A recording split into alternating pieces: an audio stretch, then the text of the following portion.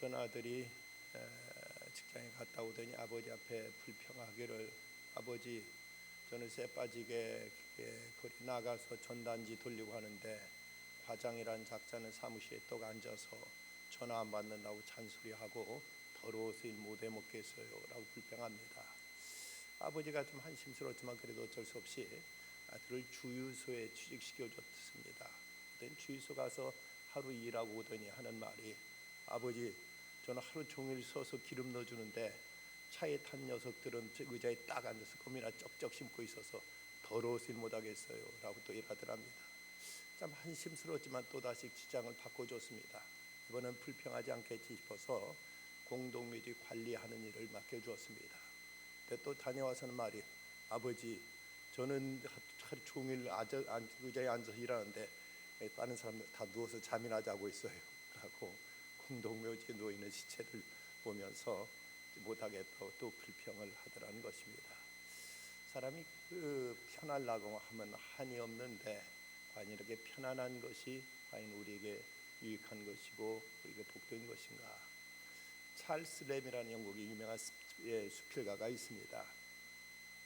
이분이 1792년 영국 동인도 회사에 취직해서 32년간 직장 생활을 하면서 그때 그 많은 틈틈이 작품을 써서 그 이름이 수필가로서 이름을 날리게 됩니다.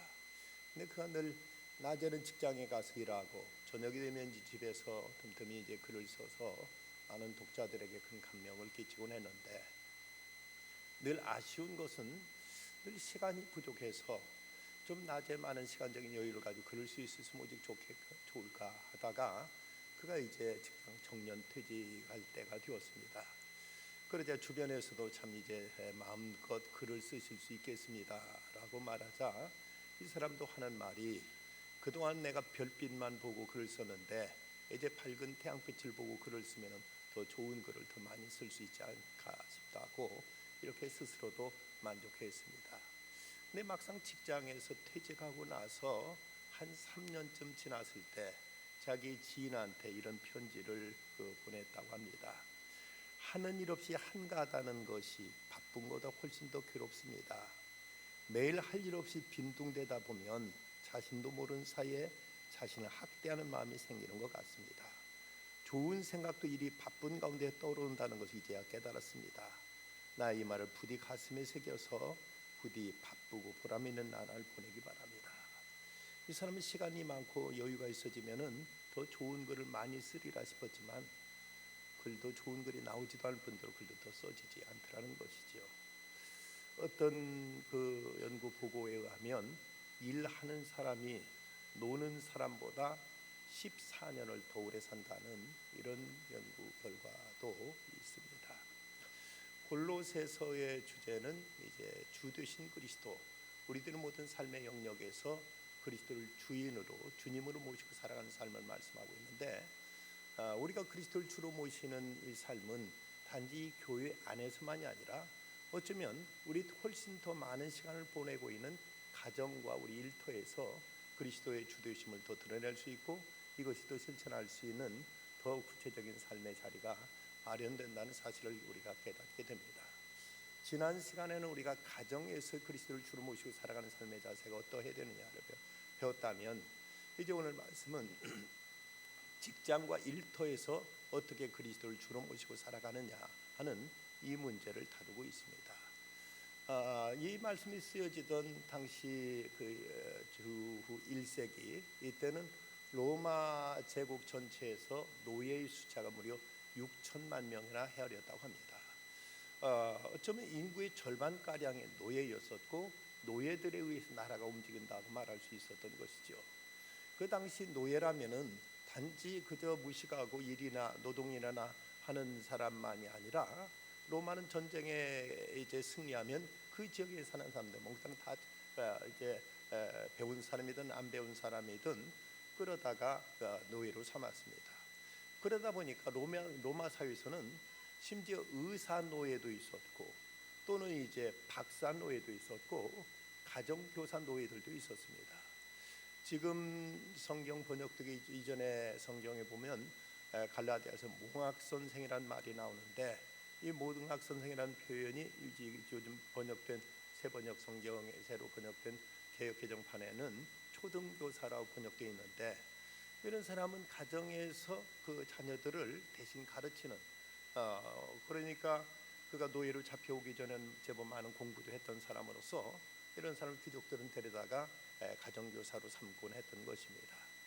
다양한 일들을 이제 노예들이 감당하고 있었기 때문에 이런 그 노예 제도가 당시에서는 뭐 보편적이었고, 그런데 성경에서는 이 노예 제도의 어떤 도덕성의 문제에 대해서 제도적인 어떤 문제로 접근하기보다는 어떤 인격적인 인간적인 이런 부분에서 어떻게 저들을 대할 것이냐는 문제로 성경은 다루고 있습니다.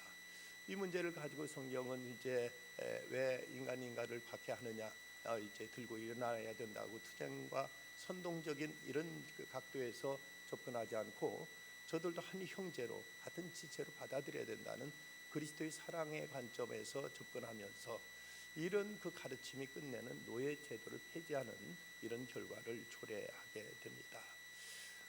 노예 제도는 오늘날 이 세상에 거의 문명 국가에서는 더 이상 존재하고 있지 않습니다. 하지만 그러나 많은 사람들이 아직도 어떤 노예 근성에 의해서 일하는 경우들도 많이 있습니다.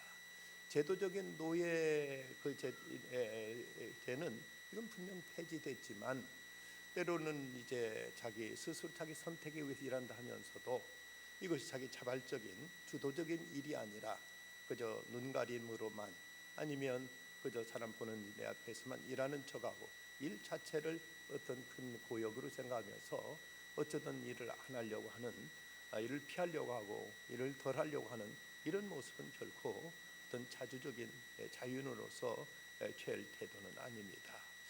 오늘 말씀에서 여기서 이제 그 당시 제도 속에서 상전과 노예, 상전과 종의 관계로 설명하고 있지만 요즘 사회적인 제도 속에서 보면 이건 고용인과 피고용인, 사용자와 노동자의 관계로 이렇게 대입해서 우리가 이해할 수가 있습니다. 오늘 말씀 가운데 먼저 피고용인의 자세, 즉 노동자의 자세에 대해서 교훈의 말씀이 주어지고 있습니다. 고용인은 사용자에게 어떤 자세로 일해야 될 것이냐를 22절에서 이렇게 말씀합니다. 종들아, 모든 일이 육신의 상전들에게 순종하되 사람을 기쁘게 하는 자와 같이 눈가림만을 하지 말고 오직 주를 두려하여 성실한 마음으로 하라.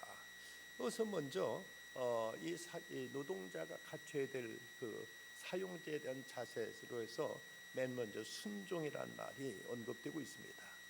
이 말은 마치 어떤 강압적인 것도 위협하에서 어쩔 수 없이 이제 복종해야 되는 것으로 이해하기 쉽지만, 그러나 여기서 말씀하고 있는 말씀의 어떤 구도를 보면 그 궁극적으로 자기의 상전인 그 주인을 기쁘게 하는 것의 차원에서 그치는 것이 아니라 근본적으로 하나님을 기쁘게 하기 위해서, 주님을 기쁘게 하기 위한 차원에서 이제 주인에게 순종하라고 이렇게 말씀하고 있습니다. 여기서 바울이 종들에게 순종을 요구하는 동기와 고용인에게 좋은 인상을 심어줘 가지고 더 좋은 대우를 받게 하려는 이런 의도라기보다 참된 궁극적인 우리 모든 삶의 주인 되신 그리스도를 기쁘게 하는 마음에서 자기의 그 고용주에게 순종하는 마음으로 일하라고 이렇게 말씀하고 있습니다. 우리가 누구의 기쁨을 위해서 일할 것인가? 주님이 나를 이 직장으로, 이 일터로 주님이 나를 인도하셨다면 우리는 지금 내 눈에 보이는 그 상전의 비율을 맞추는 거기에서 그치는 것이 아니라 먼저 나를 이곳으로 인도해서 나로 하여금 이곳에 일하게 하신 그 주님을 우리가 기쁘게 하는 자세로, 우리가 주님 앞에 성실한 자세로 이제 주인에게 순종하는 자세를, 순종의 자세를 가지고 일하라고 말씀하고 있습니다. 경영의 규제로 알려진 마스시다 고노스케가 초등학교밖에 나오지 않았습니다만은 그는 그 사뇨전기를 세워서 일약 세계적인 이제 기업으로 만들었습니다. 그런데 그 회사가 크게 도약하게 된 계기는 사뇨전기에서 쌍갈래 소켓을 만들어 가지고 이걸 발명해 가지고 이것이 선풍적인 인기를 얻게 되었다고 합니다. 연세 드신 분은 아실지 젊은이들은 쌍갈래 소켓가 뭔지 잘 모르시겠죠. 옛날 그 백열 전구가 있을 때 옆에다 꽃이 담아 작은 담아를 두 개가 이렇게 같이 달려 있는 소켓가 있었지요. 그래서 이제 뭐 좀 밝게 볼 때는 그 큰 전구를 켜놓고 이제 밤에 잘 때라든지 이제 뭐 특별히 일어날 때는 작은 담아만 켜놓고 그러면서 일했던 전기를 아끼려고 이렇게 그런 쌍갈래 소켓가 있었습니다. 이것이 아주 선풍적인 인기를 이제 얻게 돼가지고 이 주문이 폭발처럼 밀려왔습니다. 그래서 이제 그 고노스케 사장이 직원들한테 지금 여러분들 힘들겠지만 주문이 이렇게 그 발려 밀려왔으니까 좀 힘들더라도 우리 밤샘 작업 좀 해야 되겠다. 여러분 꼭 단지 말고 좀 시간 좀 이제 여러분들 할애해서 주문량을 좀 맞추자고 간곡이 부탁하고 거래처에 나갔습니다. 그런데 그 고노스케 그 사장이 나가자마자 헤이 뭐 이제 일하야 뭐 우리 일인가 뭐 우리 적당히 하면 되지 하고는 지금 직원들이 모두 다 기계를 꺼놓고는 저 마다 운동장으로 나가서 야구하러 모두 나가버렸습니다. 근데 거기 직원 중에 하나가 다른 사람 나가니까 자기도 나가려고 막 이제 기계를 껐는데 그때 밖에 나갔던 고노스케 회장이 막 이제 불안하게 들어왔습니다. 들어와 보니까 기계는 다 꺼져 있고 그리고 이 사람마저도 이제 그때 기계를 내려놓고 어떻게 된 셈이냐 하니까 뭐 있던 사실대로 얘기를 했습니다.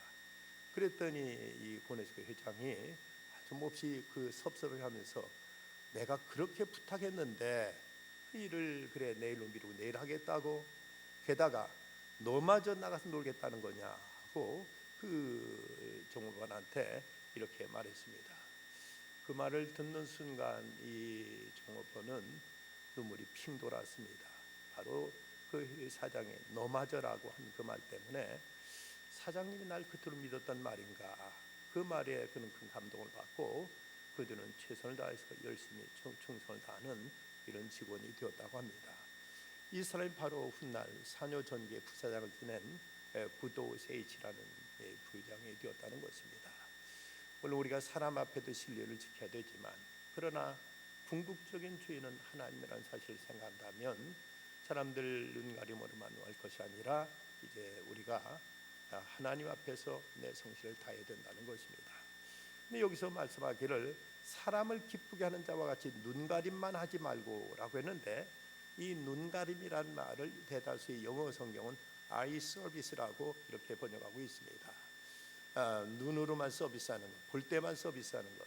그저 안 볼 때는 적당히 농태기 치고 딴짓하다가 보면 그저는 열심히 하는 신용하는 이런 아이 서비스 하지 말라고 이렇게 말씀하고 있습니다. 우리가 일하는 그 동기는 바로 주님께 있습니다. 주님이 나를 이곳에 보내셨다. 주님이 나한테 일을 맡기셨다는 사실을 생각한다면 누가 보든 보지 않든 늘 불꽃 같은 우리를 지켜보고 계신 그 하나님 앞에 우리 성실을 다해야 된다는 것입니다. 무슨 일을 하든 죽게 하더라도 사람에게 하든 하지 말라. 바로 주님이 나를 여기에 세우셨다는 사실 앞에서 주님이 나에게 일을 맡겼다면 우리는 그 주님 앞에 내가 최선을 다하고 내가 충성을 다하는 것은 너무나 당연한 도리가 아닐 수 없습니다.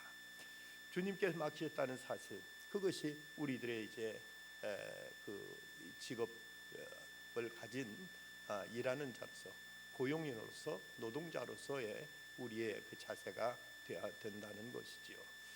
우리는 때로 교회에 나와서 하는 일은 하나님 일이라고 생각하고 세상에 나가는 일은 직장 일은 이건 세상 일이기 때문에 이건 적당히 해도 된다는 생각을 갖기가 쉽습니다.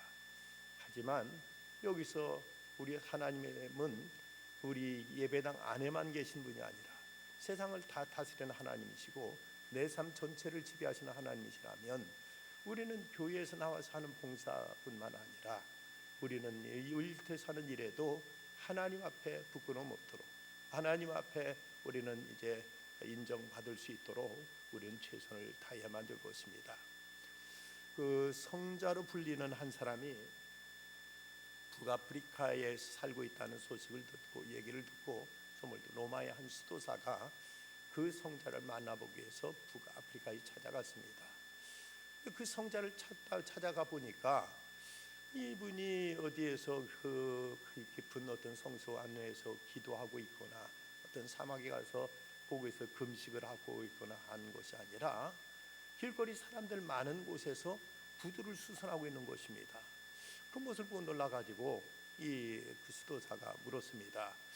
성자가 되신 비결은 도대체 무엇입니까? 물었더니 이 성자라고 불리는 이 사람이 하는 말이 사실은 저도 모릅니다. 다만 제가 하는 일이라고는 구두를 저는 수선한 것밖에 없습니다. 나는 손님들이 구두를 맡기고 가면 그 구두가 예수님 구두라고 생각하고 마음과 정성을 다해서 그 구두를 수선해 온 것밖에 없습니다 라고 이렇게 얘기하더라는 것입니다. 우리는 교회 안에서 기도만 열심히 하면 그 금식을 잘하고 우리가 세상 일 돌아보지 않고 하나님께만 전적으로 매달리면 이것이 하나님의 일이고 이것만 하나님께 기뻐하신다고 생각할지 모르지만 옛말에 그런 말이 있죠. 성속이 이려하다. 성거룩한 것과 속된 것이 사실은 하나다, 같은 것이라고 말씀하고 있다면 우리의 거룩함이 드러내야 될 장소는 어쩌면 예배당 안에서보다도 우리는 더 많은 시간을 보내고 있는 세상, 우리가 살아가고 있는 가정과 일터, 이런 곳에 우리들의 신앙의 진정성, 믿음의 성실성이 드러날 수 있어야 될 것입니다. 이어지는 말씀 24절에 보면 이는 유업의 상을 주께 받을 줄 알미니 너희는 주 그리스도를 섬기느니라고 말씀하고 있습니다. 직장 생활하다 보면 흔히 사람들 하는 말이 이렇게 뼈 빠지게 일한다고 누가 알아주나? 그런다고 누가 월급 더 주나? 하고 이렇게 말하는 경우가 있습니다만은 우리가 열심히 하면 물론 승진이 될 수도 있고 그것이 인정되어서 더 좋은 이제 어떤 보수를 받을 수 있습니다만은 그러나 우리를 상 주시는 분은 궁극적으로 주님이시라고 말씀하고 있습니다. 내 모든 행위에 대해서 최종적인 판결은 주인이 나의 상전이 아니라 바로 주님이 내 모든 걸 평가하시고 여기 대해서 선악간에 하나님께서 여기 대해서 상을 주신다고 말씀하고 있습니다. 유업의 상을 주께 받을 줄 알미니 너희는 주 그리스도를 섬기느니라. 여기서 직장에서 피고용인으로서 일하는 이 모습에 대해서 말하다가 여기서 표현하고 있는 것은 주 그리스도를 섬기는 일이라고 이렇게 말씀하고 있습니다. 그렇다면 우리가 직장 일도 또 궁극적으로는 주님을 섬기는 일이라는 것입니다. 이거 단지 내가 밥 벌어먹기 위해서 하는 일이 아니라 이것도 주님을 섬기는 일의 한 부분이라고 이렇게 사도 바울은 이 골로새 교회를 향해서 편지하고 있는 것입니다. 그러기에 우리는 교회 안에만 눌러 있는 것이 마땅한 그리스도인 모습으로 우리가 오해할 수 있습니다만은 그러나 보다 더 그리스도인에서 빛을 발할 수 있는 것은 직장 생활과 우리 일상 생활 속에서 이제 어떻게 주님을 섬기고 있느냐, 어떻게 그리스도인으로 성실하게 살아가고 있느냐를 통해서 더 이런 분명하게 드러날 수가 있습니다. 마더 테레사가 이제 그가 칼커타의 빈민들을 위해서 섬기고 있을 때 어떤 유럽의 한 기자가 찾아가서 그녀가 그토록 환자들의 고름을 짜주고 닦아주고 치료해주는 모습을 옆에서 며칠째 지켜보다가 그녀에게 이런 말을 했다고 합니다. 수녀님 정말 존경스럽습니다. 어쩌면 그렇게 인간에 대한 사랑이 깊고 크십니까? 라고 이렇게 물었더니 테레사가 이렇게 유명한 대답을 했다고 합니다. 인간에 대한 사랑이라고요? 만일 사람에 대한 사랑만 가지고 이랬더라면 저는 이미 오래전에 포기했을 것입니다. 그러나 주님이 내게 일을 맡기셨다는 생각, 이 일이 주님의 일이라는 확신, 그리고 주님에 대한 사랑 때문에 오늘까지 일을 할 수가 있었던 것입니다 라고 이렇게 대답했다는 것이지요. 우리가 사람을 섬기는 것 같지만 궁극적으로 그것이 하나님을 섬기는 것이다, 주님을 섬기는 것이라는 사실을 우리가 이해한다면 우리 하는 일들보다 생각과 자세가 달라질 수 있겠죠. 주님이 내게 맡기셨다면 어찌 그 주님께서 맡기신 그 일을 소홀히 할 수 있겠고 그저 눈가림으로 아이 서비스로나 이렇게 때울 수가 있겠습니까? 주님은 언제나 내 중심을 보고 계시고 내 일거수일투족을 다 지켜보고 계신다는 사실 앞에 내가 하는 그 일이 궁극에 있어서 주님의 일이고 주님 앞에 이 일이 이제 결산되어진다는 사실을 생각한다면 우리는 모든 일에 맡은 바에 보다 성실을 다해야만 될 것입니다. 그렇다면 우리가 이런 직장 생활, 우리 일제 사회 생활 속에서 일을 어떤 자세로 일해야 될 것이냐? 먼저는 기쁜 마음으로, 즐거운 마음으로 일할 것을 말씀합니다. 사람들이 이 노동에 대해서 오해하고 있는 것은 그 노동을 어떤 인간의 죄에 대한 하나님의 저주와 형벌로 생각하는 경우가 있습니다. 이렇게 오해하게 된 것은 창세기 3장 17절에 땅은 너로 인하여 저주를 받고 너는 종신토록 수고하여야 그 소산을 먹으리라는 이 말씀으로 인해서 노동은 곧 형벌이라고 생각하는 경우가 있습니다. 이렇게 생각하면서 아담과 하와가 선악과를 따먹기 전에는 전혀 그들에게는 노동이 없었는데 선악과를 따먹은 후부터 벌로 거기에 대한 이제 페널티로 이제 무거운 노동이 주어졌다고 생각하지만 그건 난센스입니다. 이미도 하나님은 아담과 하에게 땅을 정복하고 다스리고 이걸 관리하라고 말씀하셔서 하나님은 그들에게 이미도 일을 맡기셨습니다. 내 문제는 타락 이전과 이후가 달라졌다는 것은, 달라진 모습은 타락하기 전에는 그저 하나님 앞에서 기쁜 마음으로 일을 했다면 타락한 다음에는 이제 이걸 형벌과 고통으로 생각하고 일하게 됐다는 그 자세가 달라진 것밖에 없습니다. 일은 이전에도 있었고 이후에도 있습니다.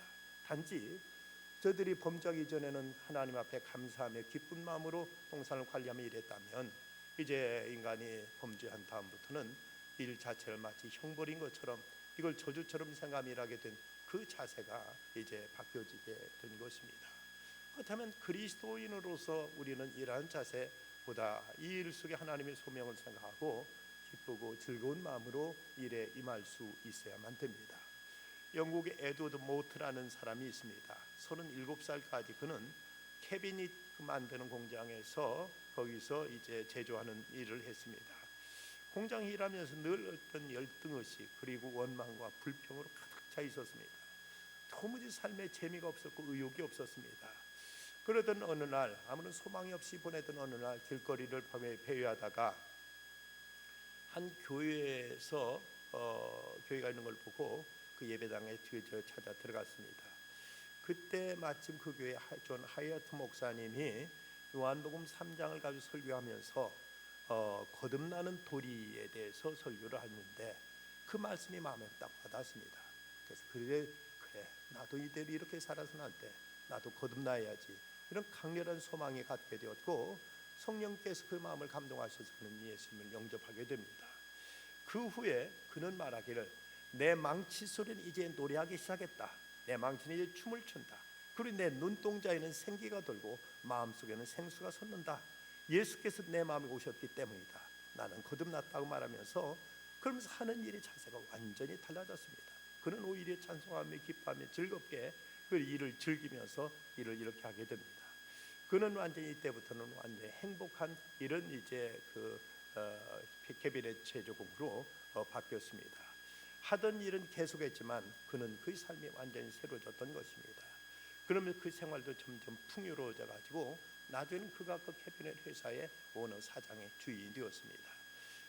그는 이제 성공의 사업가가 돼가지고 예수님의 그 사랑을 그가 이제 감사하고 찬양하다가 그는 나중에는 찬송가 488장 이 몸의 소망 무엇인가 이 찬송을 작사하기까지 했다는 것입니다. 우리가 하는 일을 하나님이 내게 주신 소명으로 알고 즐겁게 기쁜 마음으로 할 수 있어야 됩니다. 두 번째는 최선을 다해서 자기 분야에서 탁월성을 나타내야 됩니다. 주님이 내게 맡기신 일이라는 확신을 가지고 주님께 일을 한다면 일의 결과 역시 이제 탁월할 수밖에 없을 것입니다. 간혹 믿음이 좋다고 하는 어떤 이제 사람들의 간증을 들어보면 이런 말을 하는 경우가 있습니다. 저는 본업이 전도자이고요. 제 부업은 간호사입니다. 제 본업은 예수님을 증거하는 사람이고 제 부업은 이제 학교 교사입니다. 라고 이렇게 말하는 사람들이 있습니다. 대단히 믿음 좋은 표현이라고 생각되시지요. 그래도 여러분 한번 생각해 보십시다. 이분이 본업은 자기가 전도하는 일이고 자기가 직장에서 하는 일은 부업이라고 생각하면서 그 일을 소홀히 한다면 이런 사람의 전도가 과연 사람들에게 신뢰감을 줄 수 있을 것인가? 일은 적당히 농땡이 하면서 그럼 예수 믿으라고, 예수 믿으면 구원 받는다고 이렇게 일한다 이렇게 말했을 때 그의 전도가 과연 효과적으로 전달될 수 있겠느냐 하는 것입니다. 우리가 전도하는 건 몹시 중요합니다. 그러나 그 전도를 위해서라도 우리의 삶의 신실성을 먼저 증명해야만 됩니다. 내가 직장인이라면 직장에서 열심히 성실하게 참으로 최선을 다해서 일하는 모습을 보일 때, 그럴 때 그 사람이 전하는 그리스도의 복음이 영광스럽게 이것이 참으로 신뢰할 만한 복음으로 전달될 수 있는 것이지, 내가 직장에 하는 일은 이제 아무렇지 않게 하고 그 일은 아주 불성실하게 하면서 예수 믿으라고, 예수 믿으면 구원 받는다고 이렇게 전도한다면 너야 구원 받든 시험 받든 마음대로 하고 난 모른다 하고, 이런 사람들의 전도가 결코 사람들에게 진정성으로 와닿지 못하게 되고 말 것입니다. 우리가 보다 사회에서도 그리스도인으로서 우리가 사람들에게 영향력을 끼치길 원한다면 자기 일하는 분야에서 탁월성을 드러낼 수 있어야 됩니다. 성실성이 입증될 수 있어야 됩니다. 그래야만 그들에게 전하는 이 그리스도의 복음도 그들에게 신뢰를 얻을 수 있고 그들에게 보다 효과적으로 전달될 수 있다는 사실입니다. 우리가 좋은 교사가 되고 좋은 간호사가 되고 좋은 상인이 될 때, 그럴 때 우리가 전하는 복음도 함께 사람들에게 더 큰 영향력으로 와닿게 될 것입니다. 또 하나, 우리는 바르게 일하는 태도가 필요합니다. 지나치게 결과에만 치중하다 보면 과정과 수단이 이제 자칫 신실하지 못할 수가 있습니다. 그렇게 될 때 그리스도인이 세상에서 비윤리적이고 비도덕적인 사람으로 비춰질 수가 있는 것입니다. 비록 결과가 더디더라도 우리는 그 과정을 중요시할 줄 알고 보다 성실한 태도로 우리 임할 때, 그럴 때 우리가 어디에서나 신뢰받는 그리스도인으로서 우리가 전하는 그리스도의 복음도 함께 사람들에게 설득력을 갖게 될 것입니다. 당시 그 노예들 중에서는 머리는 똑똑한데 그 똑똑한 머리를 가지고 때로 주인을 속이고 때로는 자기 이익을 챙기는 이런 노예들도 있었던 것 같습니다. 이런 배경 속에서 25절 말씀을 보면 불의를 행하는 자는 불의의 보응을 받으리니 주는 외모로 사람을 취하심이 없느니라고 이렇게 말씀하고 있습니다. 하나님은 우리들의 모든 것을 다 불꽃 같은 눈으로 보시고 하나님은 판단하신다면 우리는 이 하나님 앞에 우리가 들고 떨림으로 주님을 섬기듯 사람 앞에서도 이런 신실함과 이런 정직함으로 우리가 일해야 될 것을 말씀하고 있습니다. 우리가 그 직업을 나타내는 영어의 그 단어 가운데는 잡이라는 말이 있지요. J-O-B, 잡이라는 말이 있는데, 이 잡이라는 말은 그 원래 점잖은 사람이 쓰는 말이 아니라 그 목에 입에 풀칠하고 해서 이제 먹는 빵 한 덩어리라는 이런 말에서 유래됐다고 합니다. 그런데 이 말보다 이제 보다 고상한 표현은 vocation이나 calling이라고 이렇게 표현하죠.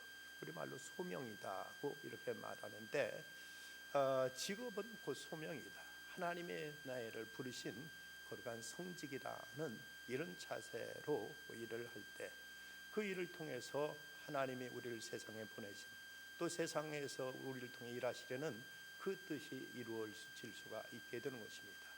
단지 빵 한 덩어리 먹기 위해서 억지로 눈 속에 가면서 적당히 때우는 것이 아니라 이 자리에 바로 하나님이 나를 부르신 하나님의 거룩한 소명이 있다는 이런 자세로 일해야 될 것을 말씀합니다. 이제 이 3장에서는 이렇게 노동자의 자세를 말씀하시더니 이제 4장에 와서는 이렇게 또 말씀합니다.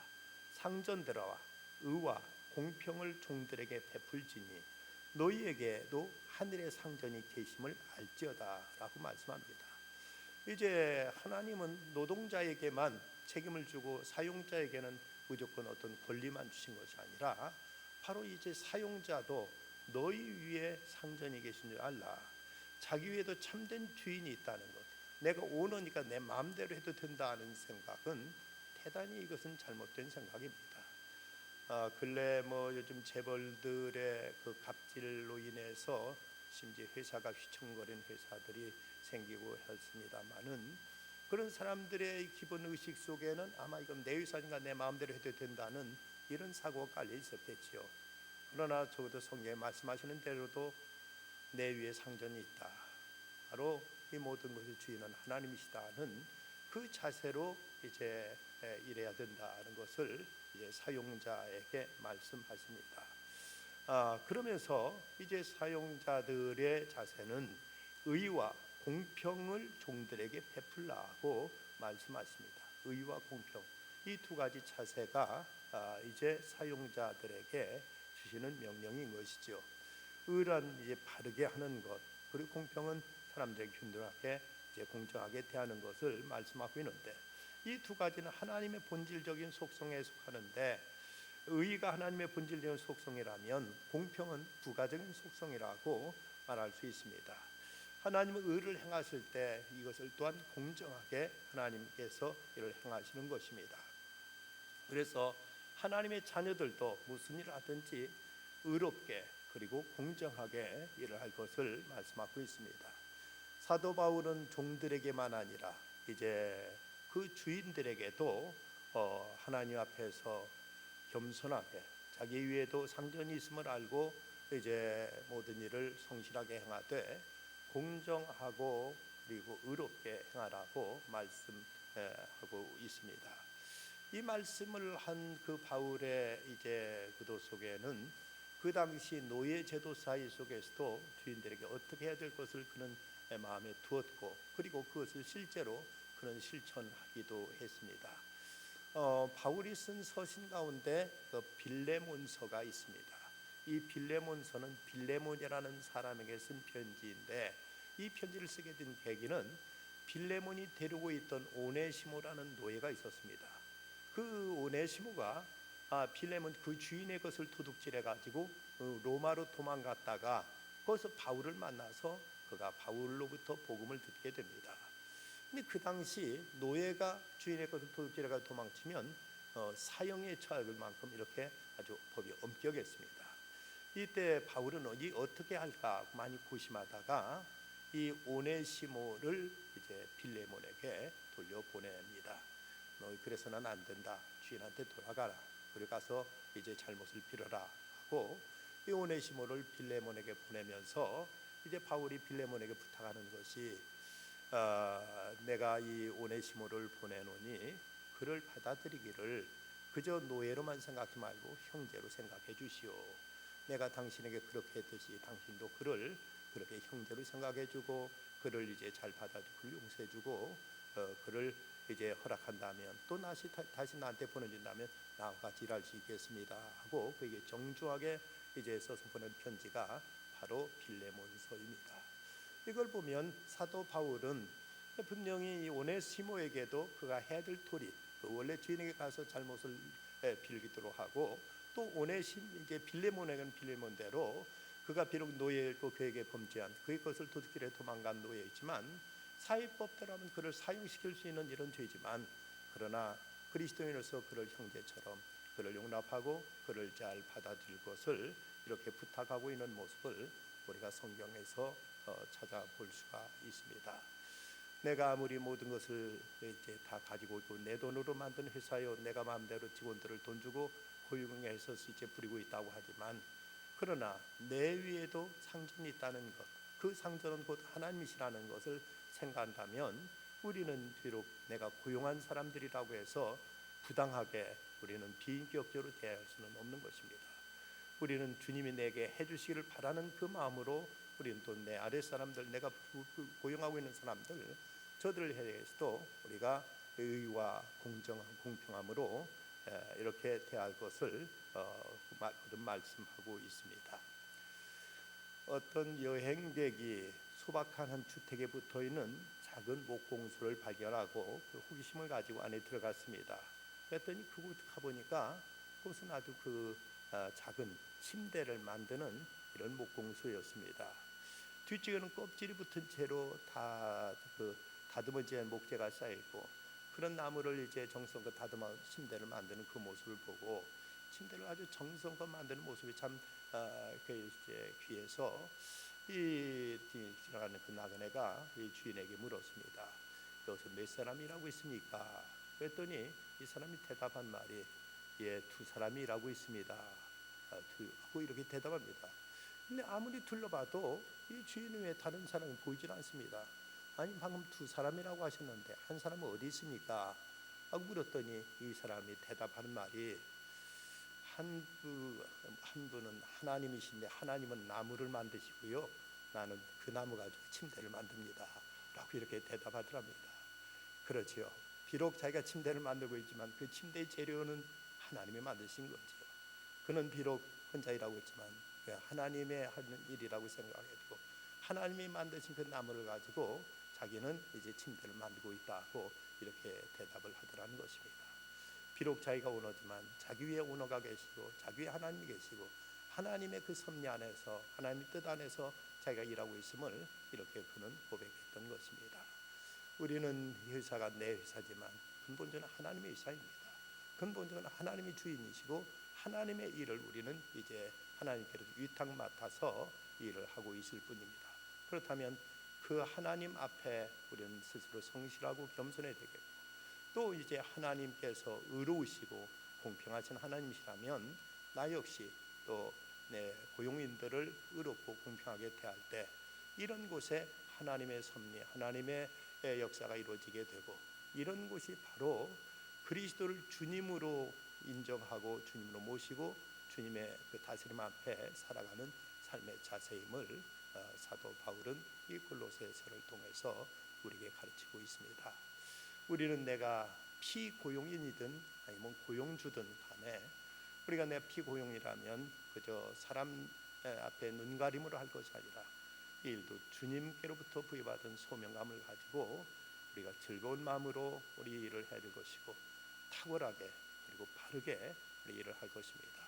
내가 사용자 입장에 있다면 내 위에도 상전이 계신데 그분이 바로 하나님이시다, 우리 주님이시다는 생각을 가지고 아랫사람 대하기를 의롭고 공평하게 우리가 대하는 중에 이를 통해서 우리가 하나님의 나라가 교회 안에서만이 아니라 우리들이 일하는 일터에서 이루어지는 가운데 우리들이 믿음의 생활이 교회 안에서만 믿는 반쪽 신앙이 아니라 우리의 전적인 우리 전생활, 통전적인 우리 삶을 통해서 하나님의 뜻을 이루고 하나님의 영광을 드러내고 하나님의 역사를 우리가 담당해 나가는 참된 신앙인의 삶을 살아가는 우리 모두가 되어야 되겠습니다. 기도하십시다. 거룩하신 아버지 하나님, 이 밤도 주님 앞에 나와서 주의 말씀을 배웁니다. 하나님, 저희들이 신앙생활이 교회 안에서만 국한될 때가 많은데 하나님, 그리스도를 주로 모시고 살아가는 삶은 교회 안에서뿐만 아니라 교회 밖에서 가정과 직장에 살아가는 삶 모두가 다 그리스도인이 이 땅에서 감당해야 될 성도의 삶임을 저에게 깨우쳐 주십니다. 특별히 오늘 직장 생활 속에서 저희들이 노동자일지라도 하나님이 어느 때든지 즐거운 마음으로 그리고 저희들이 탁월하게 또 저희가 바르게 일해야 되는 것을 저희들이 말씀을 통해서 배웠습니다. 이런 일이 사람 앞에 눈가림으로 하는 것이 아니라 주인 되신 우리들의 참 주인 되신 그리스도를 기쁘게 하는 일이라고 성경 가르쳐 주셨고 주께로부터 상이 있을 것이라고 말씀하십니다. 또한 저희들이 비록 사용자일지라도 하나님이여 저 위에 계신 상전을 의식하고 우리의 참 상전 앞에 저희들이 의와 공평의 자세로 모든 일을 성실하게 할 수 있는 저희들이 되게 해주셔서 이를 통해 하나님의 영광이 드러나고 그리스도의 사랑이 전달되며 이를 통해 성도의 신실한 모습이 세상에 증거될 수 있게 하여 주시옵소서. 저희들이 고난 주간을 보내고 있습니다. 고난 주간 특별 새벽 기도로 주 앞에 기도의 제단을 쌓고 있사온데 시간 나와서 기도하면서 우리 주님의 고난을 묵상하면서 참으로 십자가를 향해 걸어가신 주의 발자취를 저희들이 따르는 중에 저희들도 주님과 함께 고난에 동참하여 부활의 영광에도 참여할 수 있는 저희들 다 되게 하여 주시옵소서. 병상인들을 주께서 주의 피문수로 어루만져 주시고 주께 치유하여 주시옵소서. 하나님, 우리 성도들 중에 여러 가지 어려운 문제 있는 이들에게 주의 자비하신 손길과 은혜를 베풀어 주시고 또 이제 직장과 일터를 찾는 이들에게 하나님 열심히 일할 수 있는 기회와 여건과 또 성실함과 능력과 지혜를 허락하여 주시옵소서. 주의 은혜를 믿사오며 예수님의 이름으로 기도드리옵나이다.